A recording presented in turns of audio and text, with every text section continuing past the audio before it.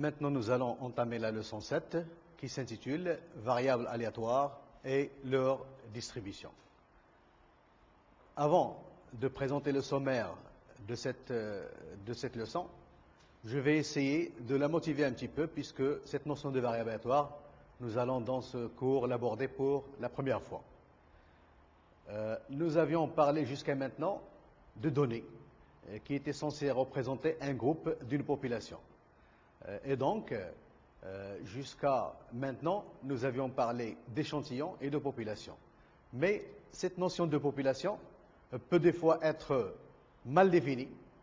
Si je reviens par exemple au stock d'ampoules que nous avions déjà évoqué dans un des leçons, bien évidemment, les informations qu'on va tirer de l'étude seront écrites sur les boîtes de manière continue. Et donc, il se peut que les ampoules qui vont être concernées par cette inscription sont fabriquées longtemps après l'étude. Donc, la notion de population n'est pas bien définie dans ce sens. Il y a d'autres situations où la notion de population en tant que groupe d'individus, d'objets ou même de choses n'est pas très palpable si nous parlons d'expériences, par exemple, qui consistent à lancer une pièce de monnaie ou un dé un certain nombre de fois. Donc, pour finalement unifier toutes ces notions et pour ne pas être obligé à chaque fois de se référer à la notion de population, nous allons introduire la notion de variable aléatoire qui va nous épargner, si vous voulez, cette disparité et cette multitude de situations où on a du mal à définir la notion de population. Donc, nous allons commencer par donner la définition de la variable aléatoire, puis des exemples pour illustrer cette notion de variable aléatoire. Par la suite, nous allons parler de distribution de variables aléatoires. Rappelez-vous que jusqu'à maintenant, nous avions parlé de distribution de population. Et donc, puisque la variable aléatoire va se substituer à cette notion, nous allons donc parler de la distribution de variables aléatoires.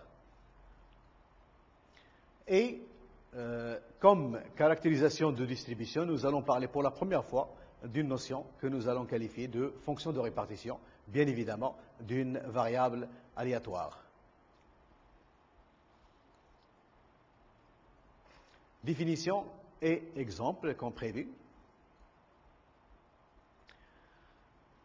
À cause de la variabilité et donc de l'imprévisibilité caractérisant le processus d'obtention d'une donnée, on peut considérer ce processus comme une expérience aléatoire.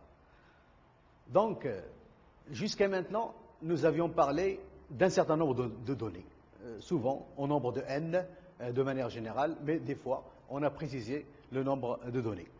Mais là, nous allons singulariser une seule donnée et essayer de maîtriser sa variabilité à travers cette notion de variable aléatoire.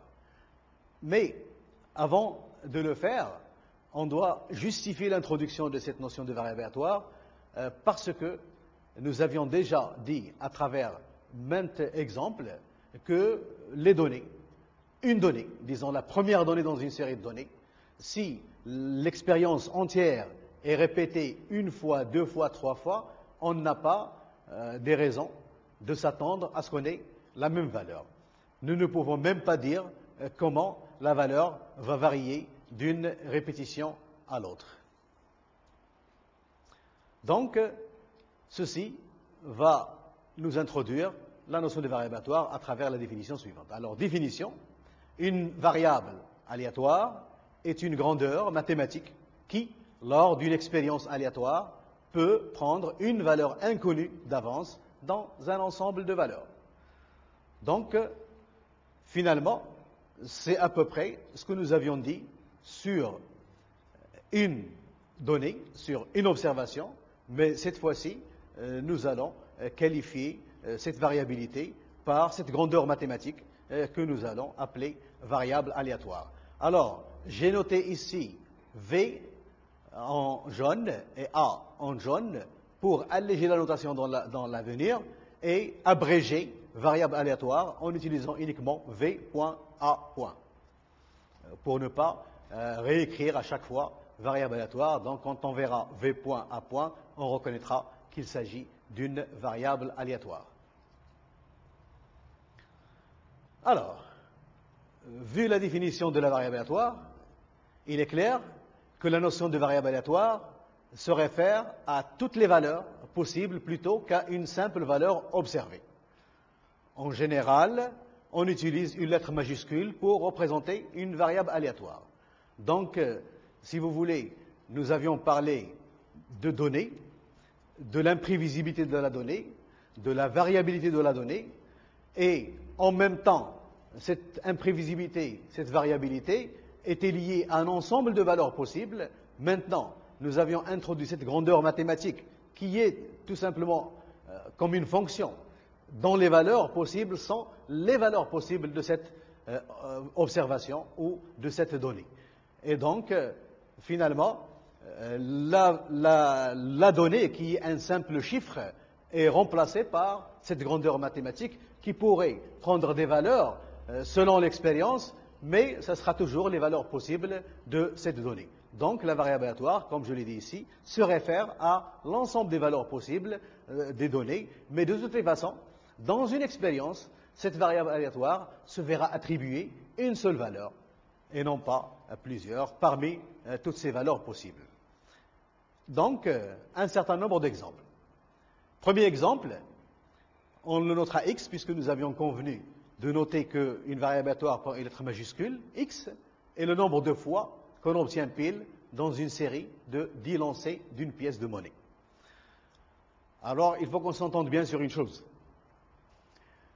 Si, dans une série de lancers, il est évident que le nombre de fois qu'on va obtenir pile sera connu une fois l'expérience est réalisée.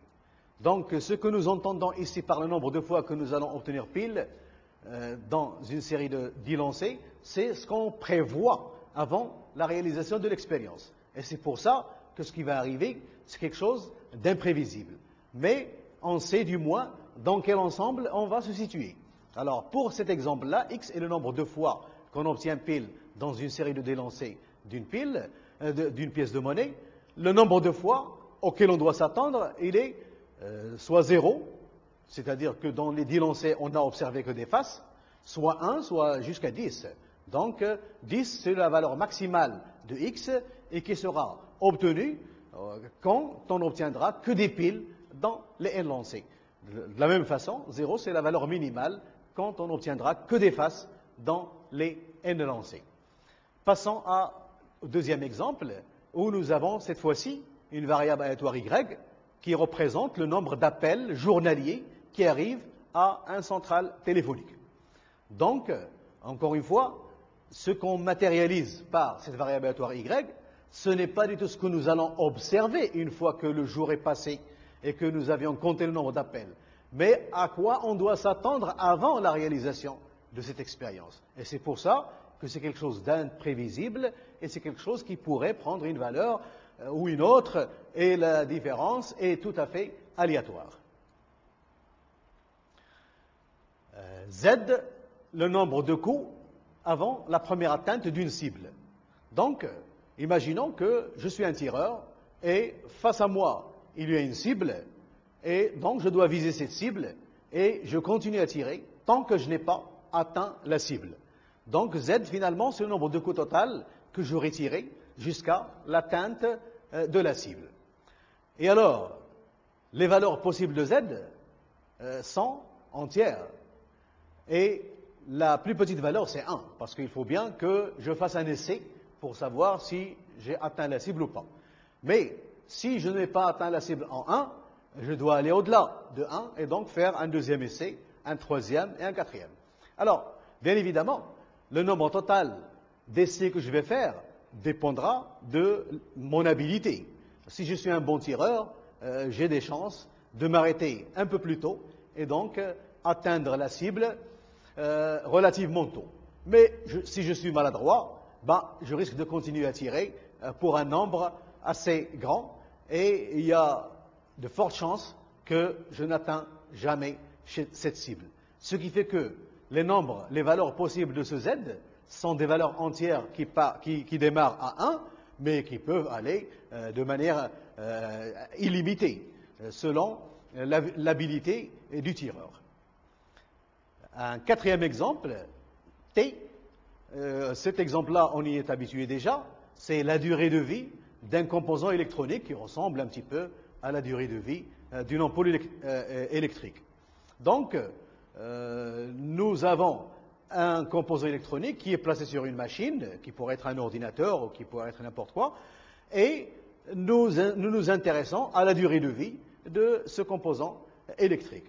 Donc, cette durée de vie, c'est quelque chose d'imprévisible, mais nous pouvons tout de même dire que l'ensemble des valeurs possibles de cette durée de vie, c'est un intervalle. C'est un intervalle, puisque ça ne pourrait pas être une valeur isolée. Même si on ne peut pas prévoir cette valeur, nous ne pouvons pas dire d'avance qu'il sera une parmi tant de valeurs, mais elle sera plutôt dans un intervalle qui pourrait éventuellement être illimité, ce qui n'est pas raisonnable pour cet exemple, mais pour d'autres, il pourrait être sans borne supérieure. Le cinquième exemple, c'est W, l'erreur de pesée d'un corps sur une balance automatique. Donc, nous avions aussi déjà vu ça, mais pas en tant que variable aléatoire, mais en tant que donnée. Donc là, dans cet exemple, nous décidons de faire une pesée d'un corps dont le poids est inconnu sur une balance automatique, et nous sommes susceptibles de commettre des erreurs, ce qui est tout à fait normal. Donc, cette erreur-là, nous ne pouvons pas la prévoir, et il variera selon la répétition de la mesure, et la variation se fera de manière tout à fait aléatoire. Et c'est pour ça que nous matérialisons cette erreur W, cette erreur par la variable aléatoire W, qui est bien une variable aléatoire, et dont les valeurs possibles sont les valeurs que peut prendre cette erreur-là, et nous ne pouvons qu'attendre jusqu'à la réalisation de cette mesure pour avoir une idée d'une valeur possible, et s'il faut avoir plus, il faut refaire cette expérience plusieurs fois. Donc, récapitulons un petit peu l'ensemble des valeurs possibles de ces différentes variables aléatoires. Pour ce qui est du nombre de piles dans une dizaine de lancers, l'ensemble des valeurs possibles, c'est 0, 1, jusqu'à 10, et ceci, on l'a déjà mentionné. Maintenant, pour Y et Z, où on avait nombre d'appels téléphoniques arrivant à un central ou le nombre de tirs jusqu'à l'atteinte d'une cible, c'est quelque chose qui démarre je crois qu'à 1, et ça va de manière illimitée, bien que illimité, c'est quelque chose de ne pas raisonnable, et on va voir plus tard qu'on peut tout de même supposer que c'est illimité, bien que dans la réalité, ça ne l'est pas, et ça ne gêne pas beaucoup. Les variables W et T que nous avions vues, c'est des variables qui représentent des données continues, et donc pour ces deux variables, nous avons un intervalle. Donc par exemple pour W, qui était l'erreur de mesure, ou pour T, qui était la durée de vie d'un composant électronique, nous pouvons supposer que nous avons un intervalle, et ceci, ce n'est pas quelque chose de nouveau, nous l'avions déjà vu sous une autre forme, en parlant de données, et non pas de variables aléatoires, mais là, nous voyons bien que la variable aléatoire, c'est tout simplement quelque chose qui est un petit peu greffé sur les données, tout en tenant compte de cette variabilité associée à ces données. Bon, comme pour les données, selon l'ensemble des valeurs des variables aléatoires, on va qualifier les variables aléatoires x, y et z par discrètes, donc ce sont des variables aléatoires discrètes, et t et w sont continues. C'est exactement de la même façon que nous l'avions fait pour les données. Donc, une variable aléatoire discrète, c'est en fait une variable aléatoire dont les valeurs possibles est un ensemble fini, ou au plus infini dénombrable, alors que les variables aléatoires continues, exactement comme les données, ce sont des variables aléatoires à valeur dans un ensemble qui est souvent un intervalle qui peut ne pas être limité, qui peut être une demi-droite, c'est-à-dire de 0 jusqu'à l'infini, mais on continuera toujours à parler d'intervalle. Donc, vous voyez bien que même pour les variables aléatoires, c'est un peu naturel, puisque de toute façon, on les a définis en se basant sur une donnée. On parlera de variables aléatoires discrètes et de variables aléatoires continues, et donc, on doit s'attendre à ce que le traitement de ces deux types de variables aléatoires va être légèrement différent d'un type à l'autre. Alors, j'ai bien dit que la variable aléatoire, matérialise la donnée à laquelle on s'attend avant l'expérience. Maintenant, une fois l'expérience est effectuée, on va obtenir une valeur numérique à travers cette expérience. La valeur numérique ainsi obtenue est dite valeur observée de la variable aléatoire associée à cette expérience. Donc, si vous voulez, notre point de départ, c'était cette valeur numérique, mais comme on a constaté que cette valeur numérique n'est pas stable, elle change d'une répétition de l'expérience à l'autre, nous l'avons représentée par une variable aléatoire. Mais, une fois l'expérience est réalisée, on va retourner à cette valeur numérique qui sera une réalisation de cette variable aléatoire, laissant la porte ouverte à d'autres réalisations dans la répétition de l'expérience. Donc finalement, ce x sera le même et les différentes valeurs qu'on obtiendra selon la répétition, on va les appeler réalisation ou valeur observée de la variable aléatoire. Mais, de toutes les façons, dans la pratique, nous allons avoir uniquement une seule valeur observée. Parce que, rappelez-vous, je ne parle pas d'une série de données, je parle d'une donnée. Donc, chaque donnée sera la valeur observée d'une seule variable aléatoire. Alors, pourquoi donc la variable aléatoire? La variable aléatoire, comme on l'a dit déjà depuis pas mal de fois, elle nous permettra d'avoir à la fois la donnée et de maîtriser la variabilité de ces données à travers la distribution de cette variable aléatoire qu'on va voir plus tard. Alors, je viens de dire que la valeur numérique associée à cette variable aléatoire est la valeur observée ou la réalisation de cette variable aléatoire. Seulement, le résultat d'une expérience n'est pas toujours numérique. Et ça, ce n'est pas nouveau. On l'a dit déjà plusieurs fois. Et il suffit de revenir aux exemples que nous avions déjà mentionnés. La lancée d'une pièce ne résulte pas en nombre, mais elle résulte en pile et face ou face. La lancée d'un dé ne résulte pas en nombre, mais résulte plutôt en l'une des 6 faces possibles. Donc, ce sont des données qu'on a qualifiées de catégoriques. Et donc, nous n'avons pas de valeur numérique. La solution, on l'a déjà mentionnée. On va tout simplement la répéter d'une autre façon dans ce contexte. Donc, à la première expérience, on va associer une variable aléatoire tout de même, x, qui prendra la valeur 1 si on obtient pile et 0 si on obtient face. Sinon, si on n'obtient pas pile, on obtient face. Donc, finalement, cette attribution de valeurs 1 et 0, c'est un petit peu le codage dont on avait parlé déjà pour qualifier ou là, pour rendre numérique une expérience catégorique. On fera la même chose pour la deuxième expérience et on va associer la variable aléatoire y qui prend le numéro de la face obtenue, en supposant que les faces sont numérotées de 1 à 6. Mais convenons que cette numérotation de 1 à 6, elle est tout à fait arbitraire. On aurait pu les numéroter de 11 à 16. Personne ne peut nous en empêcher. Donc, c'est arbitraire. Et même, à quelle face on attribue le numéro 1 et à quelle face on attribue 5, c'est aussi arbitraire. Donc, c'est encore une fois un codage, mais ça fera notre affaire, puisque là, ça nous définira une variable aléatoire y qui prendra ces 6 valeurs et qui sont cette fois-ci numériques.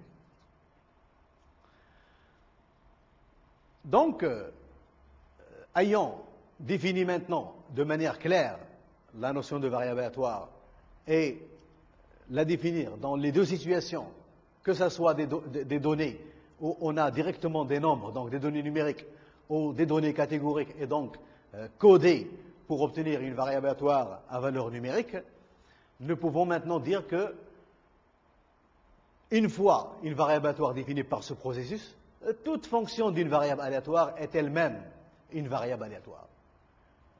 Je crois que c'est évident. Pourquoi? Parce que si j'ai une variable aléatoire, ça veut dire quoi? Ça veut dire que c'est une fonction qui va prendre des valeurs imprévisibles. Je ne sais pas, je sais dans quel ensemble elle va prendre ces valeurs, mais je ne sais pas exactement laquelle des valeurs qu'elle va prendre. Maintenant, si je prends une fonction de cette variable aléatoire, il se comportera de la même façon. Pour que je puisse déterminer la fonction de cette variable aléatoire, il faut que je connaisse la valeur de la variable aléatoire. Et pour cela, je propose les exemples suivants. Alors, x est une variable aléatoire. 2x plus 5, c'est aussi une variable aléatoire. Si on attend une expérience pour connaître une valeur observée de x, on est obligé de faire de même pour 2x plus 5. Tant qu'on ne connaît pas x, on ne connaîtra pas 2x plus 5. Même chose pour x au carré. Il faut attendre à connaître x pour connaître x au carré. Et donc, x carré est aussi imprévisible que x. Et donc, on ne connaîtra la valeur de x carré qu'une fois l'expérience est réalisée et qu'une fois x s'est vu attribuer une valeur observée. C'est aussi la même chose pour une autre fonction, c'est l'exponentielle de x. Ce sont des variables aléatoires. Attention, j'ai bien dit exponentielle de x. J'aurais pu mettre, par exemple, logarithme de x. C'est une fonction de x.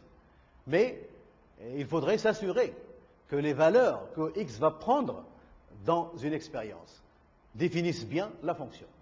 Donc, pour une exponentielle, peu importe la valeur de x, ça sera toujours bien défini. Mais pour un logarithme, si le x risque d'être nul, alors on a des problèmes. On ne va pas pouvoir le définir. Donc, il faut faire attention que les fonctions qu'on va considérer sont bien définies à travers les valeurs que cette variable aléatoire va prendre.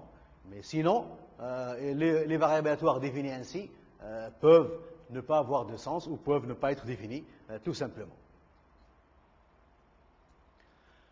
Donc, maintenant qu'on a défini la notion de variable aléatoire, on va passer à la distribution de variables aléatoires. Je ne crois pas qu'on va tout refaire à zéro, puisque l'essentiel du travail a été fait dans le contexte d'une population. Nous avions bien parlé de distribution de population. Mais je vous ai déjà dit qu'on voudrait bien se débarrasser de cette notion de population parce que des fois, elle n'est pas très précise et des fois, on est obligé de la définir de manière un petit peu artificielle, comme l'exemple de lancer une pièce de monnaie un certain nombre de fois. Donc, le nombre de lancers, on peut le considérer comme un échantillon, mais de quelle population? On peut s'efforcer pour définir ceci, mais ce ne serait pas naturel, ce serait un petit peu artificiel. Donc, on va tout simplement transférer les résultats et les adapter que nous avions déjà obtenus dans le cadre d'une population à la nouvelle situation de variables aléatoires. Alors, en général, une variable aléatoire est associée à une expérience aléatoire. C'est exactement comme ça qu'on l'a défini, qui est assimilée à un processus permettant de réaliser une observation. Ces valeurs possibles sont celles de cette observation. Donc c'est ça, la jonction qui va nous permettre d'hériter la distribution de la variable aléatoire à partir de celle d'une population. Donc, nous avons vu comment on peut définir sur cet ensemble un modèle de probabilité. Soit x, une variable aléatoire à valeur dans x1, xm. La réalisation de l'événement xj est notée dans ce cas, x est égal à xj. Donc, je vous rappelle le processus de fréquence et de probabilité. Dans un premier temps, on a parlé d'une donnée, et ça pourrait être x1 par exemple. Nous avions parlé de sa fréquence, et à travers sa fréquence, on a obtenu sa probabilité. Par la suite, nous avions défini la notion d'événement élémentaire. Et dans ce cas-là, nous avions gardé le même x1, mais on lui a rajouté des accolades pour parler d'un événement. mais la fréquence de ce nouveau événement que nous avions appelé événement élémentaire était toujours la fréquence de x1. Là, on va tout simplement changer la notation. Et au lieu de parler de x1 ou de x1 entre accolades comme événement élémentaire, nous allons parler de ce même événement élémentaire vu comme ceci. Puisque de toutes les façons, obtenir cet événement, c'est obtenir celle-ci. Puisque après tout, x est égal à xj, ça veut dire que dans l'expérience, nous avions observé xj, et c'est ce que nous avions dit quand on avait défini cet événement xj. Et c'est ça la base finalement, pour pouvoir transférer la distribution que nous avions obtenue à propos d'une population pour la distribution d'une variable aléatoire. Alors, la probabilité de l'événement, qui était notée sans le P, est aussi notée P de x est égal à xj. C'est naturel, c'est la généralisation. On est toujours en train de parler de la même chose, mais on est en train d'évoluer pour aller de l'avant, en essayant de faire évoluer les notations, mais la référence est toujours la même. Alors, le modèle de probabilité est basé tout simplement sur la connaissance de P, x égale à xj pour les différentes valeurs de j. Il nous permet de calculer la probabilité de tout événement. Je ne vous apprends rien de nouveau, sauf qu'il y a un contexte différent. Rappelez-vous que pour des populations discrètes ou catégoriques, puisque dans la leçon de distribution de population, nous avions assimilé ces deux populations, nous avions dit qu'un modèle de probabilité, c'était tout simplement une table dans laquelle nous avons les valeurs possibles sur une ligne et les probabilités correspondantes qui remplacent les fréquences dans un modèle, dans un tableau de fréquences, et ça définissait tout. On pouvait, à partir de là, calculer les probabilités de tout événement. Eh bien, les probabilités des événements élémentaires, ce sont celles-là. Et donc, si nous disposons de ça, nous pouvons maintenant calculer les probabilités de tout événement avec cette nouvelle définition d'un événement, tout simplement dans un contexte nouveau. Un exemple de calcul de probabilité d'un événement à partir des événements élémentaires que nous avions qualifiés d'élémentaires dans une autre leçon. Alors, j'ai une variable aléatoire qui prend des valeurs dans un ensemble et sont discrètes, donc les valeurs sont tout simplement indexées par un indice qui va de 1 à n, et là, je m'intéresse à la probabilité que x soit xj ou xk. Donc, la probabilité que x est égal à xj ou x est égal à xk. De toutes les façons, nous avions déjà vu que la probabilité de l'union de deux événements, c'était la somme des probabilités, mais à condition. La condition, c'était que les deux événements étaient exclusifs. Ça veut dire qu'elles ne pouvaient pas se réaliser simultanément. Ceci est bien vérifié dans cet exemple. Notre x, si xj est différent de xk, une fois qu'on va réaliser l'expérience, il ne prendra qu'une seule valeur. Il ne peut pas prendre à la fois la valeur xj et xk. Donc, ces deux événements, x égale à xj, x égale à xk, sont exclusifs. Il ne peut prendre que l'une des deux valeurs. Et ça nous permet donc de calculer la proba de cet événement à partir de la somme des probas de chacun des événements élémentaires. La probabilité que x différente d'un xj, pour j quelconque, on peut le calculer à partir de 1 moins la proba que x égale à xj. Ça, c'est un peu les règles de calcul de proba que nous avions vues déjà, tout simplement parce que cet événement et celui-là, ils sont complémentaires. Quand on va réaliser l'expérience, soit que notre x égale à xj, soit que x est différent de xj. Ce sont les deux possibilités. Il n'y en a pas d'autres.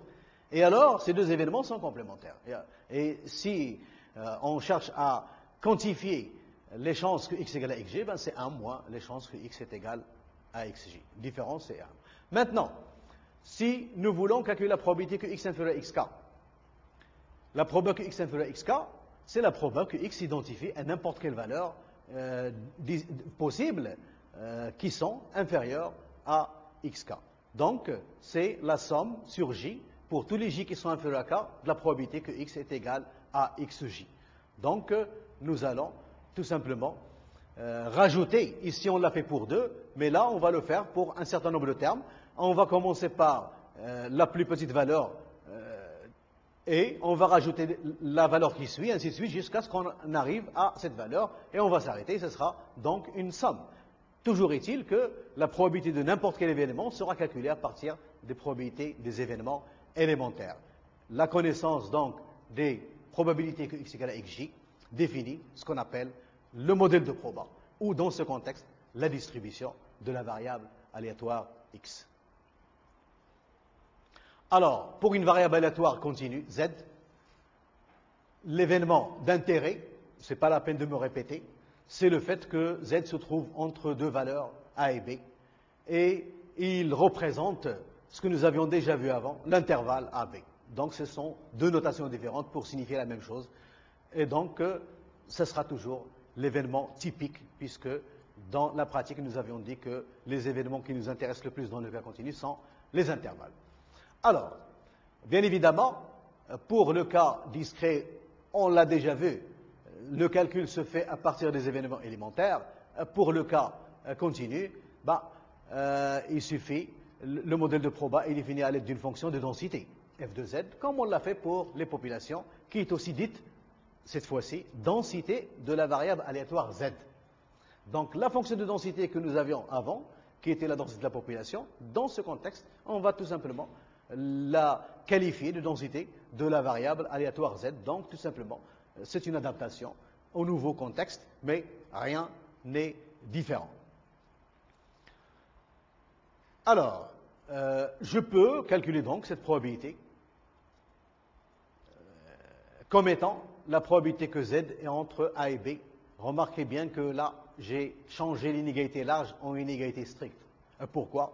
Parce que j'ai déjà dit, et je le répète, que pour des données continues, une valeur n'a jamais d'importance, et on a même dit que la probabilité d'avoir une valeur était pratiquement nulle, et donc enlever une valeur d'un intervalle ou la rajouter, ça ne change rien du tout. Donc je peux mettre ici une égalité stricte. Et ça tombe bien, parce que à partir de la définition de la densité, ceci serait la fonction de b moins la fonction de a. Donc c'est une intégrale entre a et b de f de z de z, que je ferme l'intervalle ou je l'ouvre d'un côté, ça ne changera rien du tout dans le calcul de cette intégrale. Alors, la distribution d'une variable aléatoire est caractérisée par la probabilité des événements élémentaires dans le cas discret et par une fonction de densité dans le cas continu. Là, je ne me fais que répéter, mais dans le contexte nouveau. C'est ça l'essentiel, mais sinon, je ne l'aurais pas fait. Alors, tout de suite, on va parler de deux variables aléatoires x et y et dire quand est-ce qu'on peut dire qu'ils ont la même distribution. Alors, deux variables aléatoires x et y ont la même distribution si, d'abord, ils ont le même ensemble de valeurs. Ça, c'est la première des choses. Après, ils doivent avoir la même densité si elles sont continues, dans le cas continu. Mais s'ils sont discrètes, ils ont d'abord le même ensemble de valeurs, mais pour chacune des valeurs, les probabilités doivent être les mêmes. C'est très simple. Et après ça, on peut dire que nos deux variables aléatoires ont la même distribution. Fonction de répartition maintenant d'une variable aléatoire.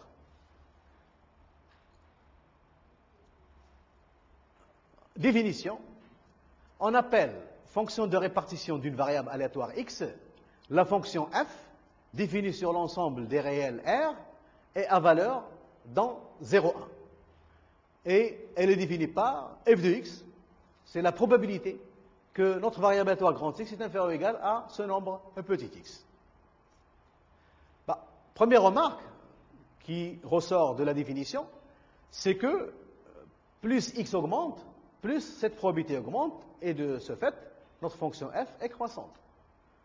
Donc, si j'augmente le x, j'ai plus de chances que ma variable aléatoire soit dans un intervalle beaucoup plus large, parce qu'il s'arrête à x, mais plus x est grand, plus l'intervalle ou la demi-droite est grande, et donc plus j'ai des chances de m'y trouver, ce qui fait que ma fonction de répartition, elle est croissante. Ça, c'est la première remarque à partir de la définition. Maintenant, nous allons essayer d'écrire cette fonction de répartition dans un exemple que nous avions déjà vu. Alors, si x est le nombre de fois qu'on a pile dans 10 lancers d'une pièce, alors, f de x égale à 0 si x est négatif. Pourquoi? Parce que de toute façon, le nombre qu'on va obtenir n'est jamais négatif. Et alors, les chances que notre grand x soit inférieur à un nombre négatif, c'est 0. Maintenant, si x est supérieur à 10, les chances que notre x soit inférieur à ce nombre, c'est 1, parce que notre x ne peut jamais dépasser 10. La valeur maximale de x, c'est 10. Donc, ces deux cas, ils sont tranchés. Il reste le cas où x est entre 0 et 10.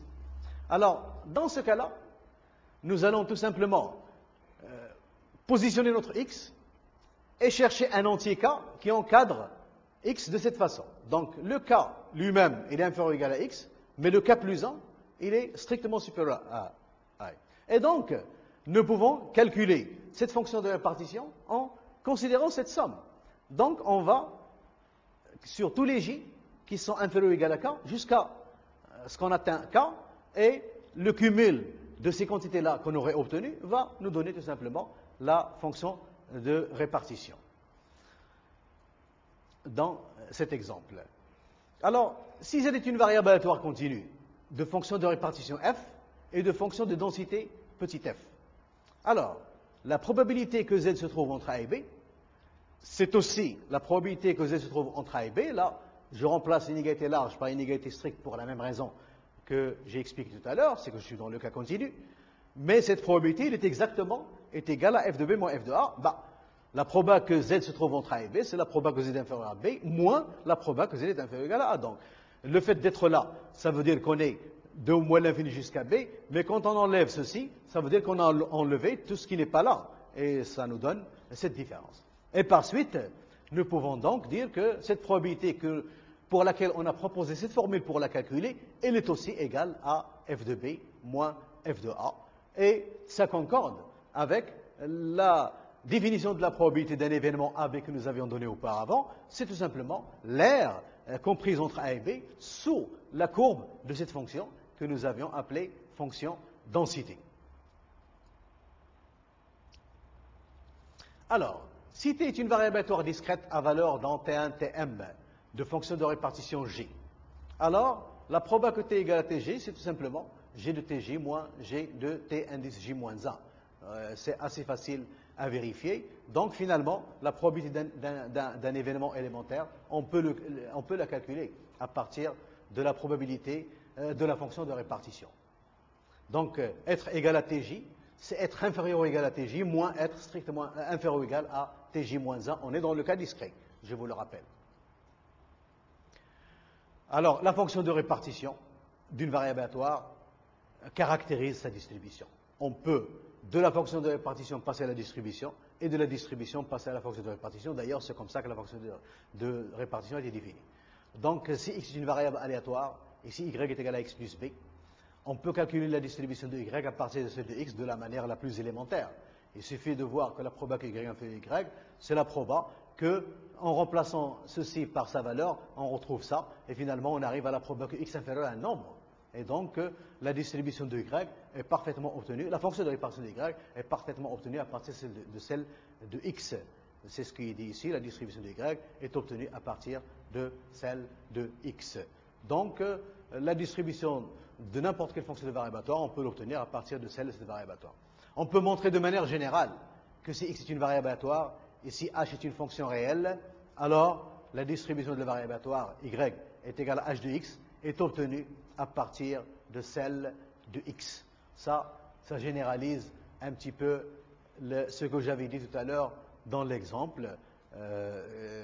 D'abord, puisque x est une variable aléatoire, y l'est aussi, et en même temps, si on connaît la fonction de répartition ou de manière équivalente la distribution de x, nous pouvons en déduire la fonction de répartition de y, donc la distribution de y.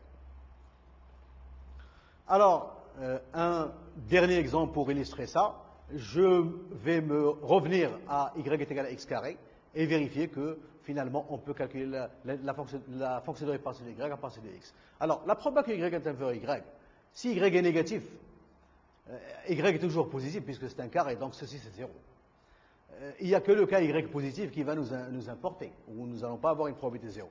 Puisque y est positif, le fait que y qui est égal à x carré est inférieur à y carré, nous pouvons tout simplement encadrer x par moins racine de y et plus racine de y. Et donc, la proba que z est inférieur à z, c'est la proba que x est compris entre ces deux valeurs, et nous avions déjà vu qu'on peut obtenir ceci à partir de la fonction de répartition dans le cas continu, avec une petite nuance dans le cas discret. Même chose pour le deuxième exemple que nous avions déjà vu. Si je prends z est égal à log de x, à exponentielle de x, pardon, z est égal à exponentielle de x, la probabilité que z est inférieur ou égal à z, c'est la probabilité que x est inférieur ou égal à log de z. Et là, il faut qu'on se méfie. Attention. Qu'est-ce que j'ai fait en passant de là à là? J'ai transformé les deux membres de cette inégalité par le logarithme. Alors, si j'ai pu conserver cette inégalité dans ce sens, c'est parce que le logarithme est croissant. Ça veut dire que pour deux valeurs qui sont ordonnées dans un sens, si j'applique le logarithme aux deux valeurs, les nouvelles valeurs restent ordonnées dans le même sens. Mais il se peut que j'ai une transformation qui inverse l'inégalité, et dans ce cas-là, il faut que je me méfie. Ici, Dieu merci, je n'ai pas ce problème, l'inégalité est conservée, et donc finalement, à partir de x, je peux calculer la probabilité que z est inférieur à z, et j'en termine ici. Donc, encore une fois, je suis sûr qu'on pourrait se poser des questions, qu'on pourrait avoir besoin d'exercices pour mieux comprendre ce que nous avions dit. On pourrait avoir quelques points obscurs dont on demandera des éclaircissements. Alors pour cela, je vous invite tout simplement à joindre le site web